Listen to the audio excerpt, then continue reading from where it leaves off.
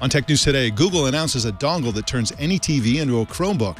Plus, Twitter wants to put ads on your Twitter profile, and Facebook figures out how you can tag your kids who are too young to be on Facebook. It's all coming up next on Tech News Today. This is Twit. Bandwidth for Tech News Today is provided by CacheFly at CACHEFLY.com. It's time for Twit's annual audience survey, and we want to hear from you. Please visit twit.tv/survey and let us know what you think. It only takes a few minutes, and your anonymous feedback will help us make Twit even better. We thank you so much for your continued support. Twit.tv/survey.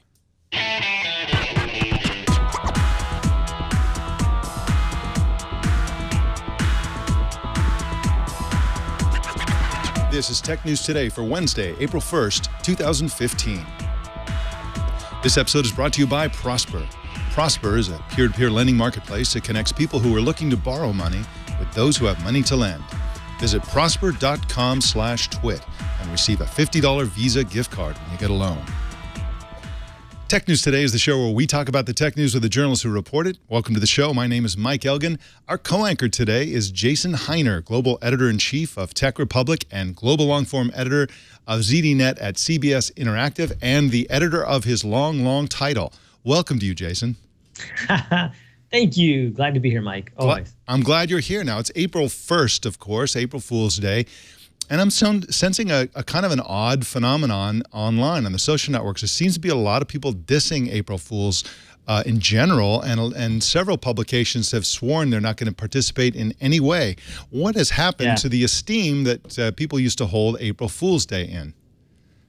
Yeah, it's not as fun as it used to be. I think a lot of it is just a lot of the jokes and a lot of the pranks and stuff have gotten pretty stale and predictable, and you see it and you just kind of groan like, oh, you know, that's weak. Or that's just not funny. And so, and generally online, people have pretty lame sense of humor online anyway, as we all know from forums and you know, trying to be funny. You know, The Onion almost has like an exclusive, right to funny online. A lot of other people don't do it very well. And yeah, I know I've seen some stinkers so far today, and not too many good things. There are a few good things running around here and there, but yeah, I think people are just sort of over it and a little tired of it. And maybe I think if people saw some funny stuff, they saw some good stuff, you know, that might rekindle the flame. But it's definitely wanting and has been. An April Fool's gag is something of an art form, because what you want to do is you want to fool people a little bit at first, but immediately make it clear that it's an April Fool's gag. And it's difficult to get that balance. And what happens oftentimes is they don't get the right balance. Either it's obviously an April Fool's gag where, you know, people don't even look at it because that's what it is, or they go, the worst is the other direction where they're too convincing and it's too believable, and then people are actually taken in and they go around talking to other people and they feel like they've been made a fool of, and nobody likes that either. And yet another reason I think that this may be happening is that, you know, it's a globalized internet. And so lots of, you know, a lot of these things involve a kind of subtlety of language that people who don't necessarily speak English as their first language, you know, they might not pick up on it. And so, you know, every year there are lots of foreign pickup articles on different newspapers and stuff that believe an April Fool's gag. And, you know, because they're just doing pickups anyway, and they just don't understand that it's it's a gag. So, you know, it's kind of a bummer too, because, you know, it should be a lot of fun. I just think, you know, I think you're right though. I think that, you know, a big part of it is that it's just become expected for big companies like Microsoft and Google and others to do April Fool's gags, and it's kind of like almost a requirement now. True. I did like com.google. Com.google is fun. Yeah, Google is very good at these things. Yeah, they do have, it's interesting. So if you type in com.google in your web browser and you start, everything's backwards, and you start typing, you end up typing backwards, and then it shows you all the results, the same results you get in Google, but it looks like, you know, it's backwards as well. And so it's almost as if you're on the other side of the screen, like looking out, you know? So it's fun. And this is a perfect one because it does two things. First of all, it's obviously a gag. Nobody would think, oh, I mean, somebody might think it's broken, but nobody's going to walk away and say something that's wrong that they think is right. So it's clearly a gag. The second thing is that it shows off Google's programming and, you know, what you can do in a browser and that sort of thing. So it's kind of cool in that sense as well. So. Yeah, it is cool. You know, the other cool thing that I saw, and that we were talking about in the pre-show, that producer Jason, one of the many Jasons running around the Twit network, brought up was this April Fool's joke that wasn't a joke. It was kind of a joke and not a joke. In New Zealand, this BMW dealership that said basically bring your car in with this coupon and you can trade any car that you want, you know, for a BMW.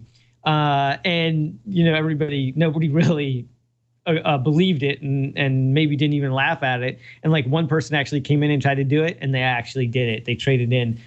She traded in her 15-year-old station wagon for this BMW 1 Series, wow. $50,000 vehicle. Yeah, and it has a license plate on it, "No Fool," you know, on the front, which is awesome, little vanity plate. And that's brilliant because that's great publicity for this dealership. So yeah, amazing publicity. This has gotten covered, you know, all over the place, and so it's like an April Fool's joke that isn't a joke, and so that's actually, I think, kind of brilliant. And those are the two coolest things that I saw today was com.google and that. A lot of the other stuff is just kind of a little bit of a groan. Yeah. Well, let's jump into the not jokey news. We don't have any April Fool's stuff for you today. We have just actual news. Starting with our top story, which is that Google yesterday unveiled a Chromebook dongle called the Chromebit, which turns any TV or monitor that supports HDMI into a Chromebook. It's being made by Asus. The Chromebit will be available this summer at a yet unannounced price. Google also introduced the cheapest Chromebook ever, the $149 Hisense Chromebook, as well as a device called the Hiner Chromebook 11. Both have 11.6-inch displays, run quad-core ARM processors from a Chinese company called Rockchip, and have 2 gigs of RAM and 16 gigs of storage. Google also announced a $250 laptop that converts into a tablet called the Asus Chromebook Flip. You know what's interesting about this, Jason Hiner, about this Chromebit, is that they promised, they didn't say the price, but they said it would be under $100. And I'm thinking it should be way under $100. You can buy a full-fledged, you know, Chromebook now for $150. I would think that this would be $30. Oh man, it's pretty wild to think that, you know, for one of these, I think it's probably, if I were to guess, I would say maybe it's 50 or, you know, 50 or 60. But who knows? You know, like you said, and maybe there'll be a couple of different varieties. But I think you're on the right track though. That, you know, we're probably not far away from the day where you buy a HDMI stick computer for $30. Yeah, which is amazing to think of. And you know, these monitors are so cheap. You can get a really decent monitor now for $100, $200. So you know, you're talking a really decent system for that price. We have to add a keyboard and a mouse. That's pretty easy too. Yep. But you know,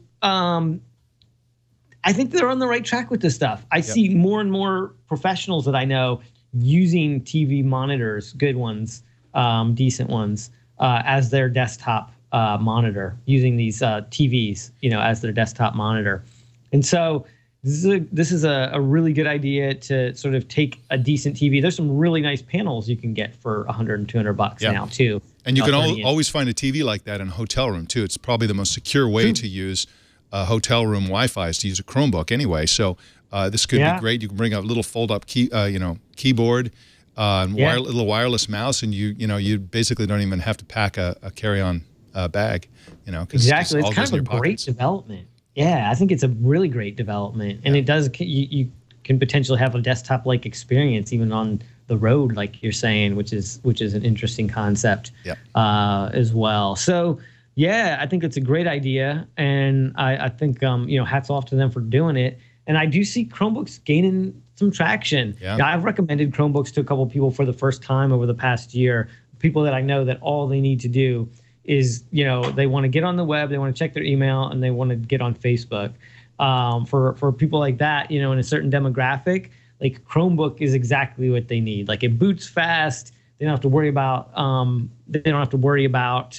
you know, installing software or figuring out you know, where their icons are or crazy stuff like that. So Yeah, I see them, and obviously they've got huge momentum in education. We saw that last year, and starting to get some momentum in certain lines of business as well. So, these things, these are all three are kind of consumer plays, but definitely things that will, I think, will inevitably help push Chromebooks forward, and they already have some nice momentum going. I'm interested to see what do you think about the Asus Chromebook Flip thing, of them trying to do almost like this tablet. I'm not sure about that. That seems a little strange to me, but I don't know. What do you think? I think it's cool. I mean, the Pixel is a touch display, isn't it?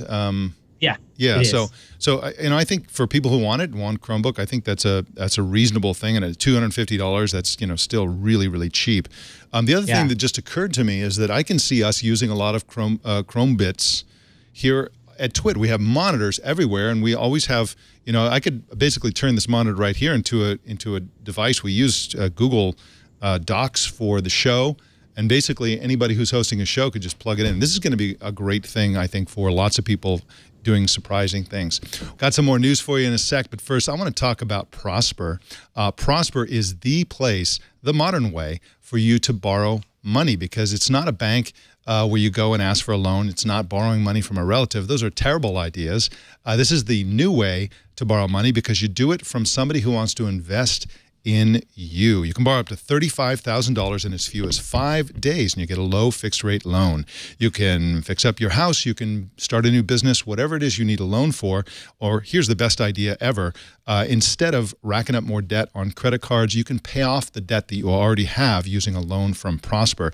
You can check your low rate instantly, and it does not affect your credit score. Just go to prosper.com/twit and check it out. And for a limited time, Prosper is offering TWiT viewers and listeners a $50 Visa gift card with your new low-interest loan. You can get up to $35,000 in your account as few as 5 days, and a $50 Visa gift card. Just go to prosper.com/twit for this special offer, and it's just for you, members of the TWiT Army. And we thank Prosper for their support of Tech News Today.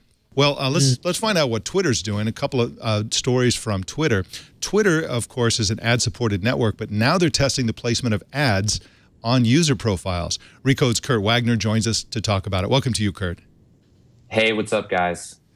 Hey. Not much. Well, actually, a lot.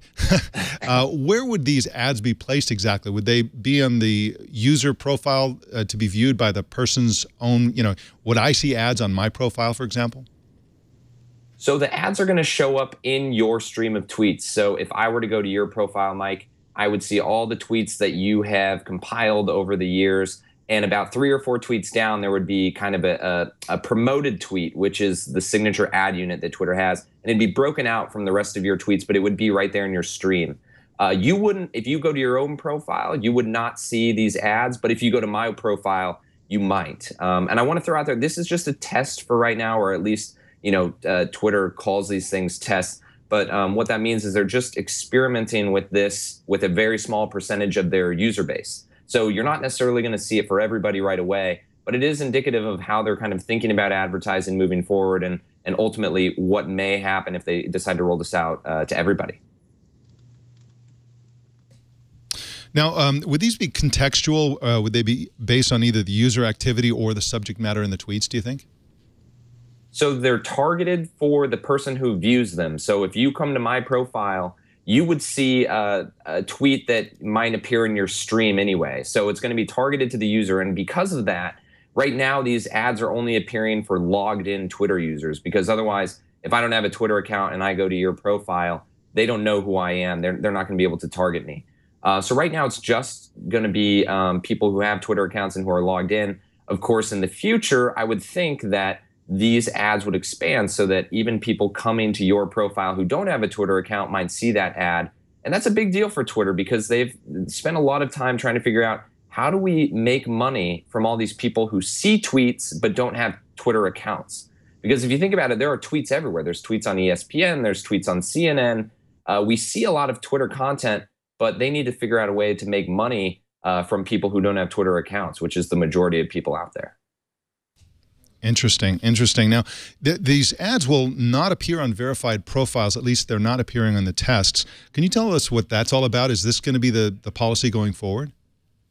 So that's definitely the policy right now, and the reason behind it is still a little up in the air, if you will. But I speculated in my story yesterday as to why I think they might be doing this, and that is that verified accounts typically are for celebrities or people who may have other brand endorsements. And I used this example in the story. I said, Nike sponsors LeBron James. And the last thing Nike wants is to see an Adidas promoted tweet show up in LeBron James's feed when people come check out his profile. And so my guess is that Twitter's trying to avoid having to manage, who has sponsorships with who, deal with advertisers and figure out who, which profiles can they advertise on, which profiles can't they advertise on.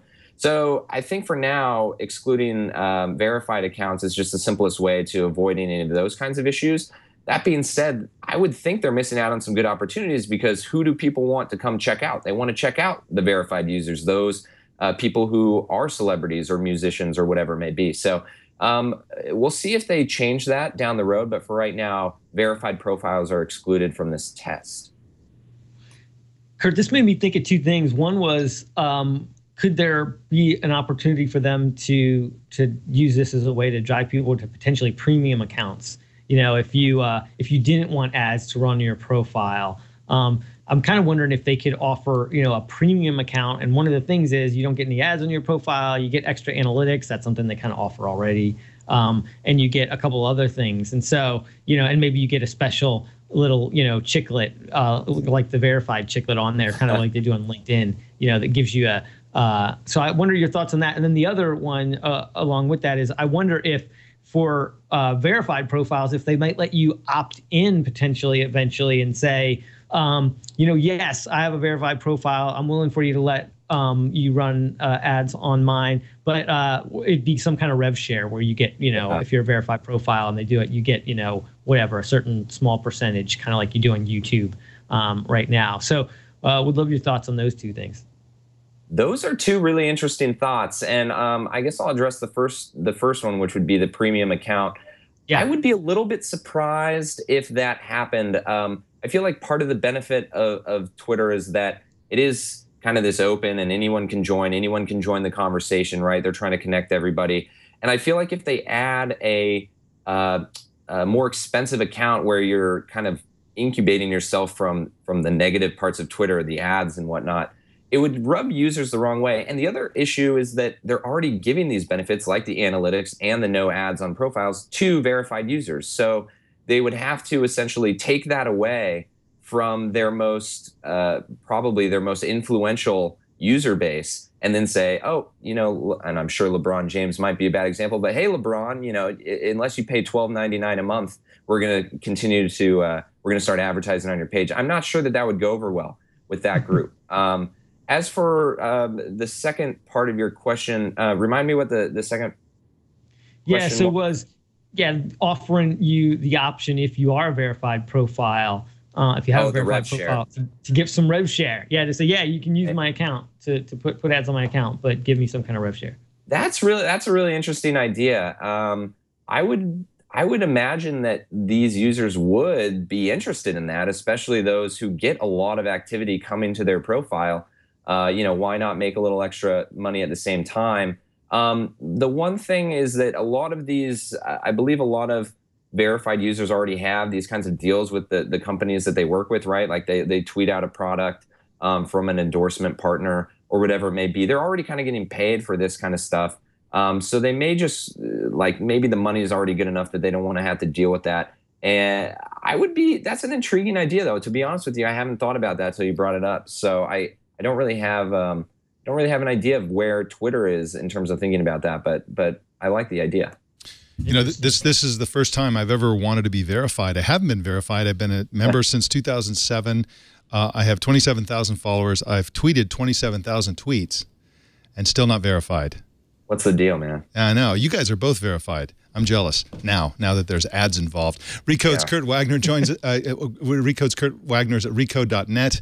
And you can follow him on Twitter at KurtWagner8. Don't accept any substitutions. Those Kurt Wagners 1 through 7 are completely false. They're BS, man. Go to KurtWagner8. Only go for the verified Kurt Wagner. Thanks for joining us, Kurt. Thanks, guys. Take care. All right. See you, Kurt. Twitter today also launched an offering called Curator, which is a way for media organizations to embed select tweets and vines into their websites. Natt Garun is an editor for The Next Web, and she joins us now. How you doing, Natt? Good. How are you? I'm doing great, thanks. How does this Curator thing work exactly?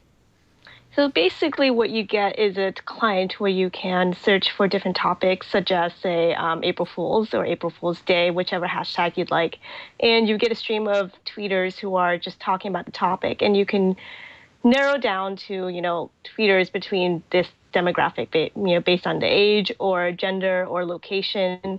You can also narrow down whether you want tweets with photos or tweets that aren't retweets or tweets that do not contain profanity. So you just kind of narrow down to display a selection of tweets relevant to whatever you're talking about. So this is so media organizations can embed this into their post or whatever they're working on to kind of showcase a real-time live stream of what's being discussed on Twitter.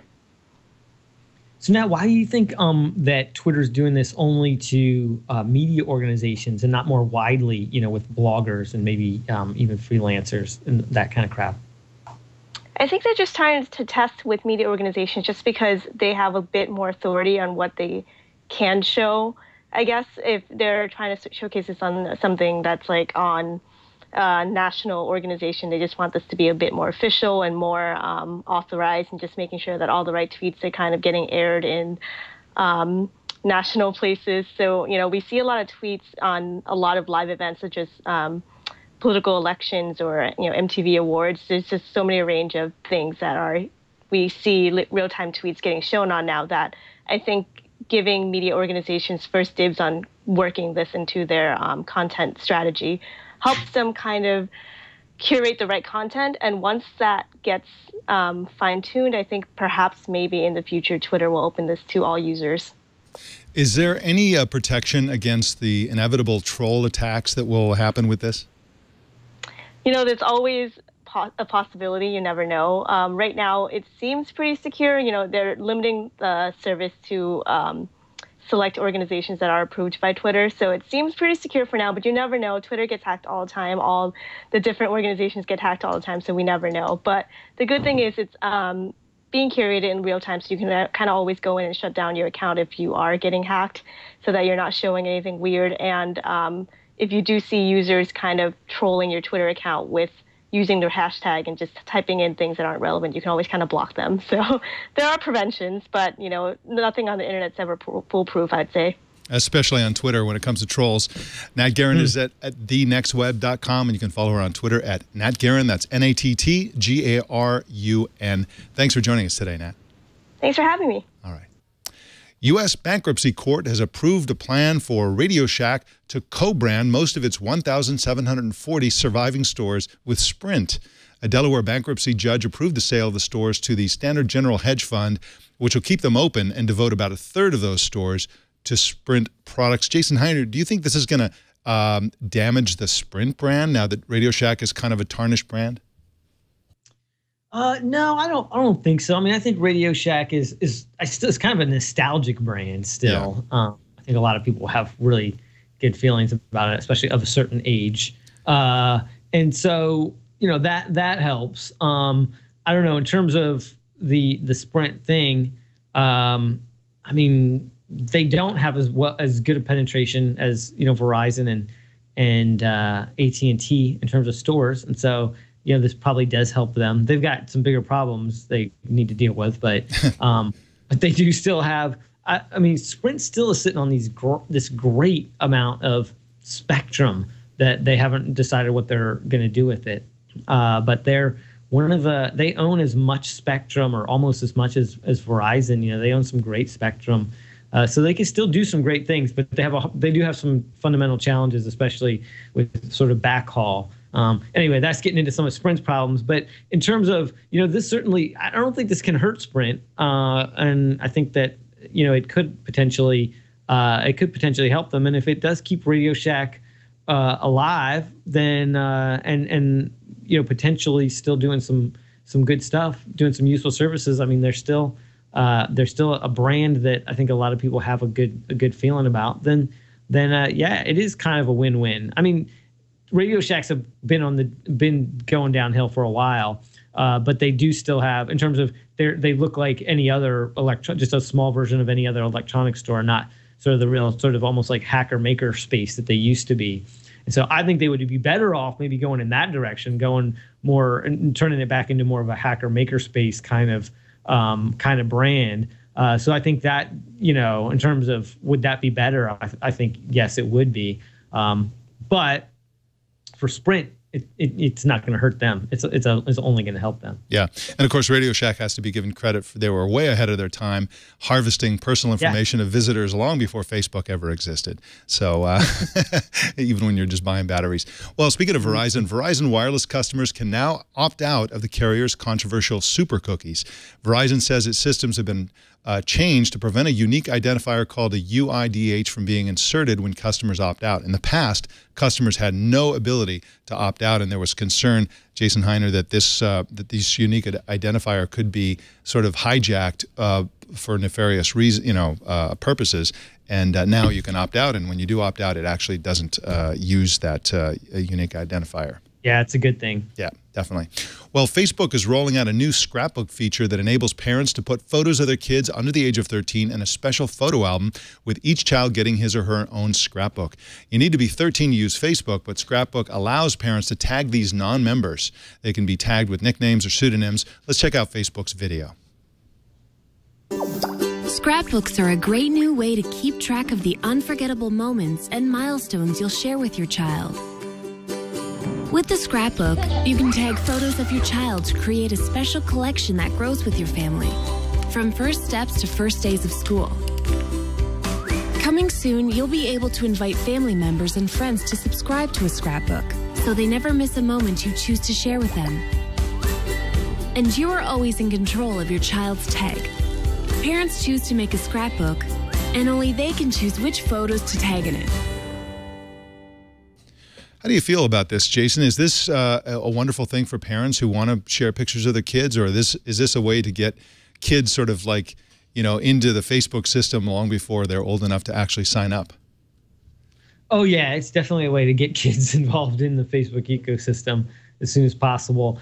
And, that's not a terrible idea on their part, but I think it's certainly not going to guarantee that those kids are going to stick around once they become teenagers and want to hang out with their friends. Facebook's just not a place that a lot of teenagers are hanging out anymore. It's a place to hang out with your parents and your aunts and uncles and your grandparents and that kind of thing. It's not really a great place to hang out with your friends.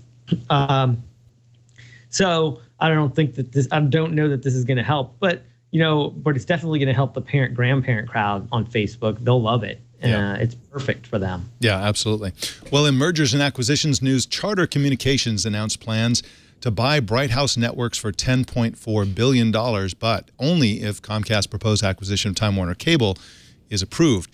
The contingency is based on Charter's stake in the Comcast merger. Charter would gain 1.4 million subscribers from Time Warner Cable in exchange for $7.3 billion if that deal is approved, and also divest itself of 2.5 million subscribers by spinning off a new cable company called Great Land Connections. Jason Hiner, I have the feeling, I guess I'm kind of cynical. I'm against the Comcast merger with Time Warner Cable, but I think it's going to happen anyway. But as we're seeing from this, it's actually very, very complicated. It's going to completely change the entire industry. Yeah, it is complicated, and obviously there's some fear about it. This one sort of smells like a little bit of a fear move of like, if Comcast and Time Warner get that big, what does it mean for some of these other players? Yeah, I agree. I don't think Comcast Time Warner is a great thing. There's not enough competition in the U.S. broadband market as it is, and although they don't compete very often in many markets and that kind of thing, they are still, in a sense, competitors in that when one offers, a deal, maybe in terms of pricing or features and that kind of thing, even if it's in an adjacent market or a different market, it puts pressure on the other to kind of match and beat that. And once this merger happens, then they are no longer competitors in that sense. So, and yeah, I don't think that the U.S. having fewer broadband providers is a good thing by any stretch. And so anything that causes us to have fewer is potentially anti-competitive and anti-consumer. because we need more. Yeah, I totally agree with that. Well, the Indian government has banned the use of any software that isn't open source. The government's powerful Ministry of Communication and Information Technology said open source adoption was necessary to support the government's goal to transform India into a digitally empowered society and a knowledge economy. This is bad news, I guess, for the Microsofts and the Apples of the world. Jason Hiner, it's kind of a surprise move, I think. But it's, they put all their suppliers on notice. It's got to be open source. Yeah, it's interesting. Munich, other cities have done this. Cities have done this. I don't know if a country has done it, but Munich has done it, and Munich, Germany, and they've had some challenges with it but some of those have been overblown in the media too, especially by people waiting for that thing to fail or hoping that it would fail. But there are challenges to doing it. There are challenges to using open source, but at the same time, it does let you kind of take your destiny in your own hands and change the code and change the software itself to fit what you need. It's interesting because it often does mean more jobs, because it sometimes takes more coders and more people to manage those installations. In some cases, and not in others. The argument would be the open source crowd would argue that the stuff is more stable. Once you get it up and running, you tend to set it and forget it. You don't have to do as much to it as you might with some of these other proprietary solutions. This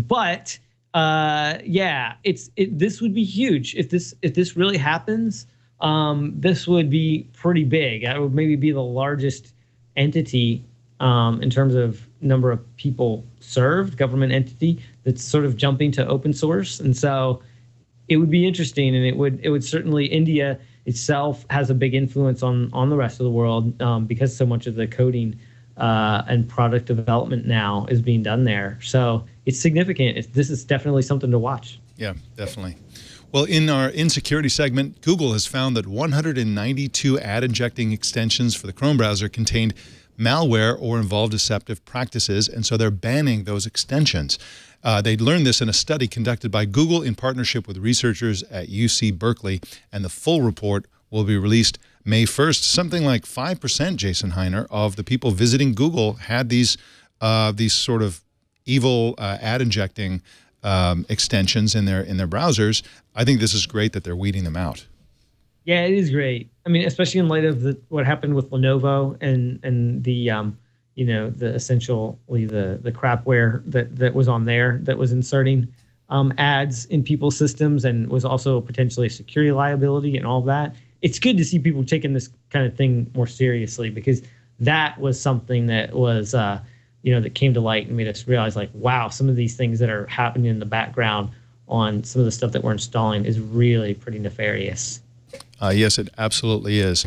Well, our TNT fan of the day is Janelle Coleman, who posted this picture on Google+. It's they're a TNT fan because they have way too many monitors. These are way too many large monitors. Very cool. There we are, front and center on the top. Thanks. Love to see it. How do you watch or listen to TNT? Just record a video or take a picture of yourself or your setup and post it on Google+, Twitter, or Facebook using the hashtag HowIWatchTNT. And we will find it. Jason Hiner, you're working on a book. How is that going? Yeah, excellent. So the book's called Follow the Geeks, and the third chapter has recently been released. The third chapter, chapter 3, is on Gina Trapani, and that one is available for free right now. We release, as we're publishing the chapter, we're serial publishing, so that each time we release a chapter, it's available for free for a limited time until the next chapter is available. And the book itself will be available later this year, in the second half of the year. But we're releasing it serially so that we can get it in the hands of our readers. And we also invite their feedback, so that we're going to take the best and most insightful comments about sort of each of these people and their journey, and what and how they impacted the industry, and how their journey has inspired other people. And we're including those comments, the best comments, at the end of each chapter in the final published version of the book. And so we also crowdfunded the book. to kind of launch it. So we made ourselves, we're self-publishing. So instead of making ourselves responsible to a publisher, we're making ourselves responsible to our most loyal readers. And so they, all of our crowdfunding backers, they get the chapters, they get early access to them a couple of days before they go public. As kind of a thank you for supporting the project. And the book's also available for pre-order. We're giving the chapters away for free. There's no ads. There's no anything on them. All that we ask is if you like it, that you pre-order it. You can pre-order on the website, or if you can't pre-order it, that you share it, on social and let other people know about it. Well, it's a brilliant model. I love it, and I'm gonna be influenced by that for my upcoming book, which I'll tell you about on the show eventually. But I can't wait to read the whole book together, the updated book, and I love the model. I've done this with opinion columns before, but I love the model of putting it all out there, inviting. Nothing is better in terms of fact checking than a mob of smart people. Who are the kinds of people who are going to read this book, right? So if people make mistakes, of course, that's why editors exist, but you get a whole bunch of people crowdsourcing the facts and even the expression of those facts, and you're going to end up with a book with no factual errors, which is a beautiful thing. So definitely. Congratulations on this ongoing project, and we'll see you on the show next time. Awesome. Thanks, Mike. Right. Always a pleasure to be here. Pleasure's mine. Take care. You can subscribe to Tech News Today on Stitcher. Great place to subscribe, or you can choose your favorite way to subscribe at twit.tv/TNT. You can watch us live every weekday at 10 a.m. Pacific, 1 p.m. Eastern, 1800 UTC at live.twit.tv, or in the app or browser plugin of your choice. If you're ever near the Brick House in Petaluma, California, come on in and watch us as part of our studio audience. You can follow us on Twitter at Tech News Today TV, and you can follow me on YouTube. I'm at youtube.com/user, Mike Elgan with one E in the middle. Let us know what you think. Send us an email to tnt@twit.tv or call 260-TNT-SHOW. And don't miss Tech News Tonight at 4 p.m. Pacific every single weeknight. And that, ladies and gentlemen, is the Tech News Today. My name's Mike Elgan. Thanks for tuning in. We'll see you tomorrow.